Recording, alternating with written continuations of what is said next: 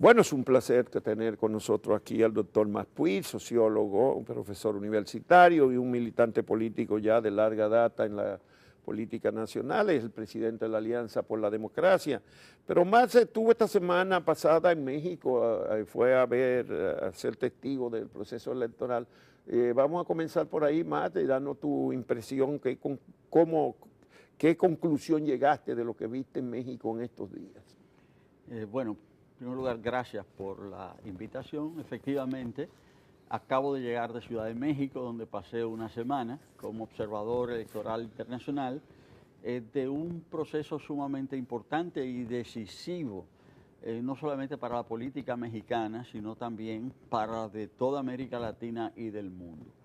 El pueblo mexicano le acaba de dar un rotundo apoyo a la propuesta presidencial de Andrés Manuel López Obrador y de su coalición Juntos Haremos Historia.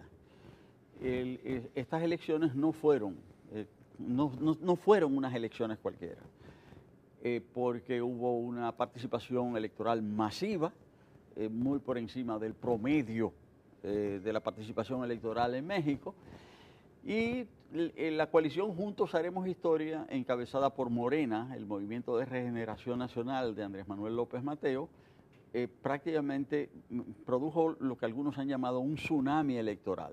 Tú te diste un salto hacia atrás y dijiste López Mateo. Ay, perdón, el López Obrador, perdón. Sí, López Obrador. Sí, perdón, es cierto, López Obrador, es decir, lo tengo en la registrado, es decir, López Obrador, y fue un verdadero tsunami electoral.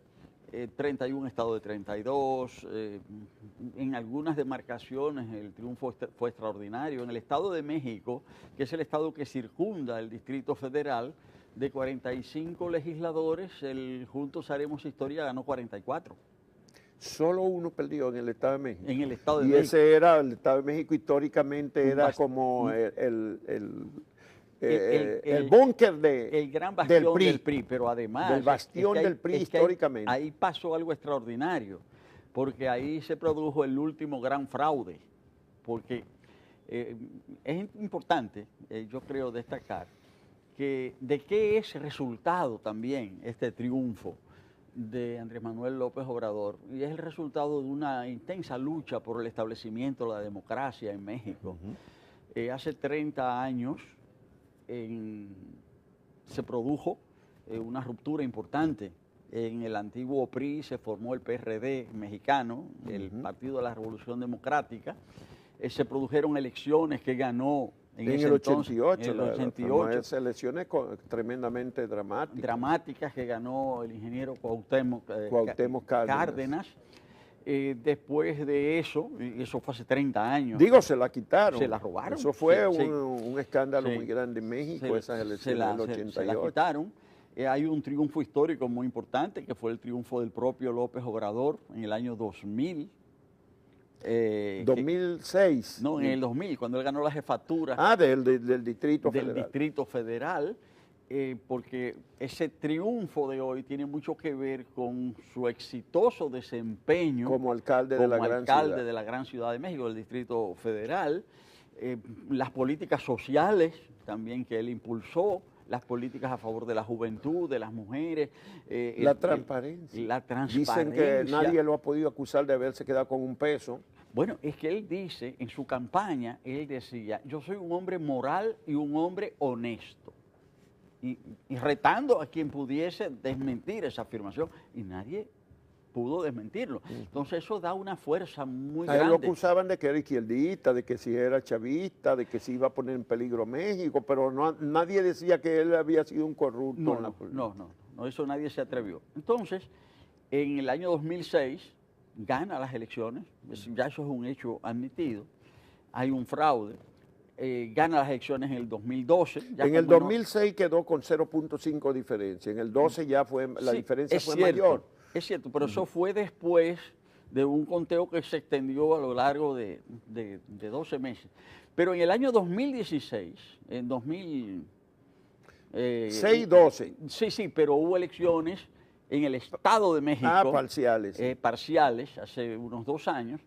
y fueron, se puede decir, el último gran fraude en México. Eso es cuando ellos llevaron una mujer a la candidatura a la alcaldía de Estado. Naucalpan, Sí. de Juárez, la capital del Estado de México. Así es. Pero todas esas luchas contra el fraude, una lucha decidida en la calle, también es lo que ha precedido este triunfo arrollador de Andrés Manuel López Obrador.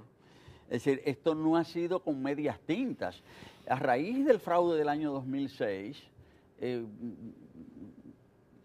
López Obrador y sus partidarios ocuparon el Zócalo durante casi 2 meses. 50 días. Esta semana limpiando mi biblioteca, por pura coincidencia me encontré con un libro de Elena Poniatowska, una reconocida periodista y escritora mexicana, que escribió un libro que se llama Los 50 días que ocupamos el Zócalo, justamente sobre ese proceso. Bueno, entonces, en ese momento, él fue investido, se puede decir, como presidente moral de México, con una banda.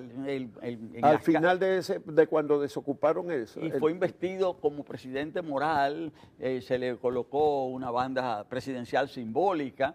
Pero forzaron a una reforma política en México para terminar esa crisis. Justamente lo que quiero destacar es eso, es que ha sido mediante una lucha denodada, decidida, firme, muy clara, o sea, sin vacilación, es decir, en las calles, ¿verdad? Y en las demás instancias, que López Obrador y el pueblo mexicano han logrado, primero lograron una reforma electoral estableciendo garantías. La ley electoral mexicana actual es una ley avanzada y es una ley muy completa. No, y hay límite al gasto de campaña.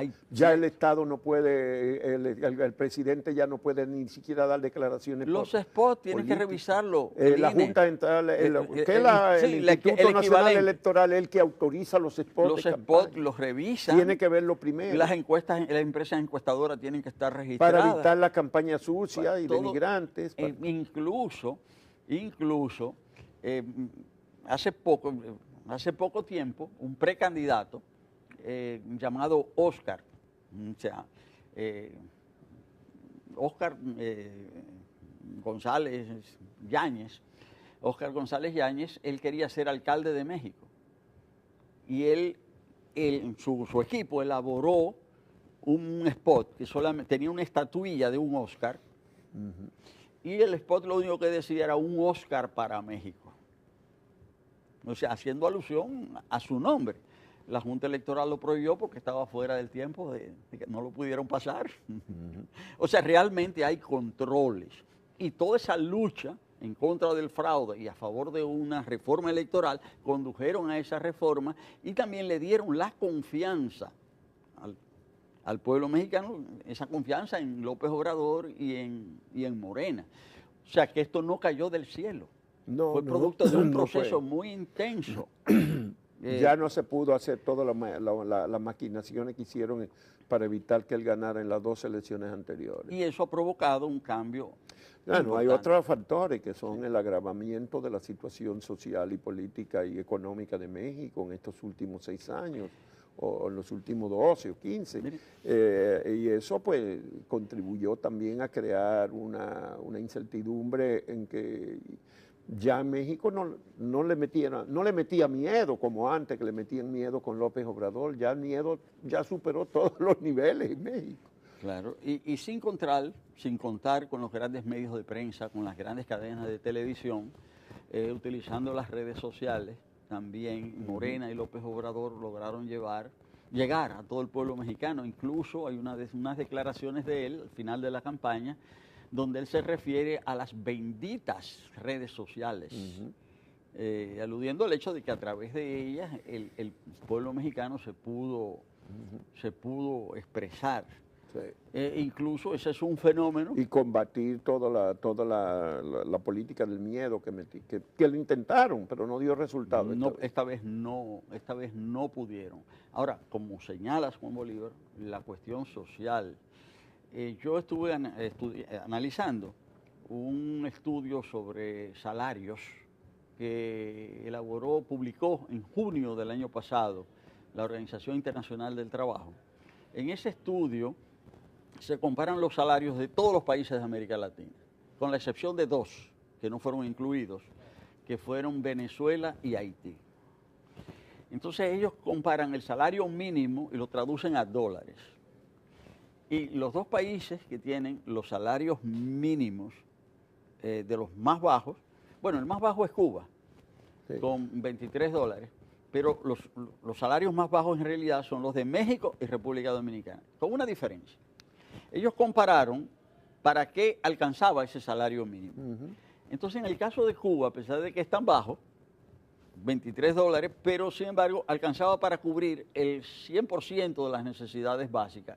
Ese poquito dinero. Y en el caso de México alcanza más que en el de la República Dominicana. 78%, a pesar de que el salario mínimo mexicano es más bajo que el dominicano, pero alcanza para el 78% de las necesidades y el de aquí para el 63%. Porque allá, por ejemplo, es muy barato el transporte colectivo, donde quiera que te metes en el metro, paga un solo ticket y puede ir a cualquier lado de la ciudad. La conclusión del estudio es que de todos los países de América, los dos países donde el salario rinde menos son México y República Dominicana, y en República Dominicana es el peor colocado de todos. Esa situación social, la violencia, el rol del narco, las presiones de Estados Unidos, lo que ha hecho López Obrador en el sentido de identificarse con su pueblo, es decir, produjeron esta movilización ciudadana, porque fue una movilización ciudadana. Bueno, pero ¿qué elecciones quedan? Con la caída del PRI, porque hay que decir que es una caída, el PRI solo ganó la gobernación de Yucatán. 15%, un partido dominante de 70 años. De 70, no. Va a cumplir 90 años, bueno, el año próximo cumple 90 años el fue PRI. En el 20... Y en el 29. En el 29 fue que fundaron el PRI. Y el PAN cumple 80 años porque fue en el 39. Fue en el 29 que se fundó el PRI. O sea que uno cumple 90 y el otro 80 el próximo año. Y los dos se lo llevó, pero no quedan de los partidos ya de más de 50 años, ya no quedan.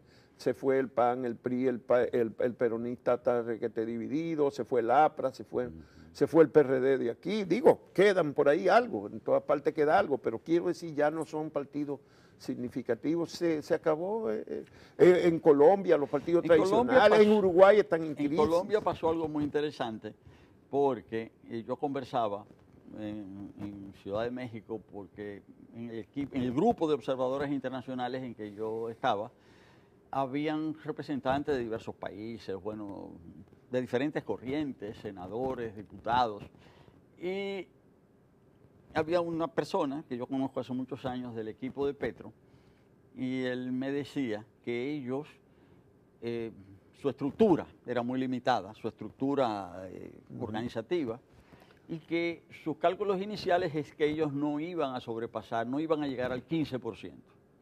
Pero a través de la movilización ciudadana y a través de las redes, en vez de un 15, sacaron casi un 25, 24 y pico, casi un 25, y eso les permitió pasar a la segunda vuelta.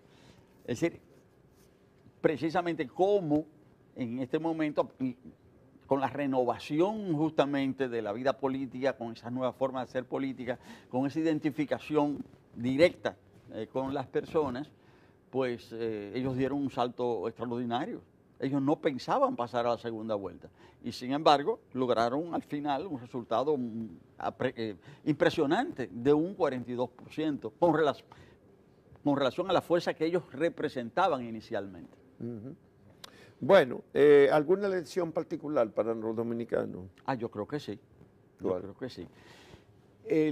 Yo pienso que en esto ha sido fundamental la determinación del liderazgo, pero no es solamente un liderazgo decidido, el de López Obrador y Morena, un liderazgo persistente, pero también muy, yo diría, muy luchador, es decir, en el sentido de que no apareció como un liderazgo vacilante, dubitativo, aparecieron como personas determinadas justamente, pero también luchando para establecer la reglas. amplitud de ese frente, que se fue hacia un aliado a la izquierda y otro lado a la derecha, pero con una significativa participación. No es como aquí que se alían y le dan un candidato a cada bueno, partido. Entre esos hay algo interesante.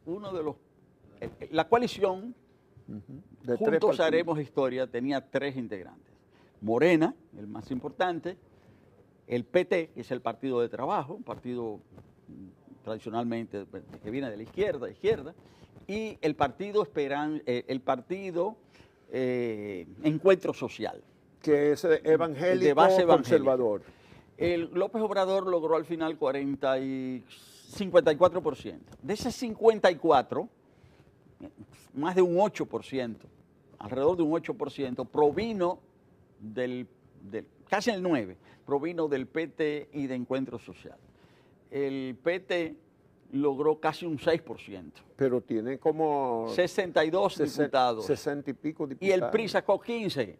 O sea, que ese partido de izquierda sacó 4 veces más. No, pero el PRI no sacó 15, sacó un poquito más, yo recuerdo, de diputados. No, sacó poquísimo. Bueno, poco sí, sacó pero poquísimo. un poco más que 15. Pero lo que quiero decir que fue ese partido dominante de 90 años se fue abajo y ese aliado sacó muchísimo más. Bueno, antes que se nos acabe el tiempo, ¿cómo? vamos con las cuestiones nacionales. Ustedes han estado envueltos en el problema en la concertación de 11 partidos de oposición para tratar de lograr una ley de partidos que funcione. Ya la experiencia de México acaba de mostrar la importancia de la legislación democrática electoral.